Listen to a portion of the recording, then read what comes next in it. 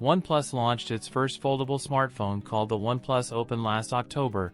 While one may consider October this year as the perfect spot for the OnePlus Open 2, it seems that the company will take a little longer to launch a sequel. A new report from the reliable tipster digital chat station states that the OnePlus Open 2 will launch only in Q1 2025. That means it will launch anytime between January and March next year. However, on the good side, it might come with the Snapdragon 8 Gen 4 instead of the current Snapdragon 8 Gen 3. According to the tipster, the OnePlus Open 2 will have an upgraded hinge, a thin design, and a folding screen with a smaller crease. Furthermore, the device will come with a high-resolution cover screen and might feature a periscope camera.